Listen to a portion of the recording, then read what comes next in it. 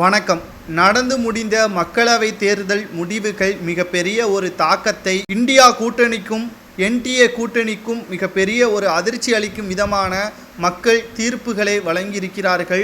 கடந்த 2019ஆம் ஆண்டு நடைபெற்ற தேர்தல் முடிவுகளோடு ஒப்பிடும் பொழுது மிகப்பெரிய ஒரு அதிர்ச்சியான தகவல்கள் தான் வெளியாகியிருக்கிறது. தேர்தல் முடிவுகளை நம்மால் பார்க்கும் பொழுது மத்தியில் மாநில ஆட்சியை பெற்ற அதிகாரத்துடைய பெரும்பான்மை இருக்கக்கூடிய கூட்டணி கட்சிகளால் தான் தற்பொழுது மத்தியில் ஆட்சி அடைய முடியும். இது மிகப்பெரிய ஒரு பக்கபலமாக மாநில அரசுகளுக்கு அமைந்திருக்கிறது.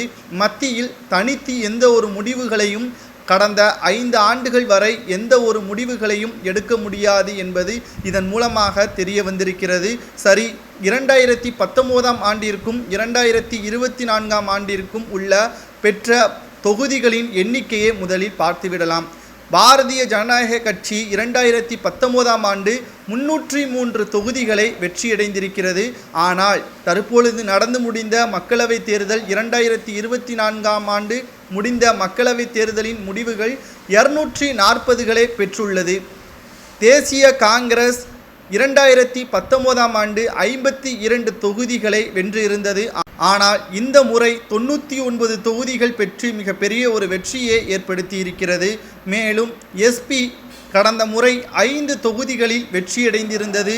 தற்பொழுது 37 தொகுதிகளில் வெற்றியடைந்திருக்கிறது.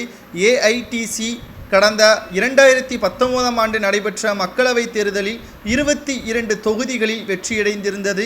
தற்பொழுது 29 தொகுதிகளில் 2024ஆம் ஆண்டு மக்களவைத் தேர்தல் முடிவுகளில் வெற்றியடைந்திருக்கிறது.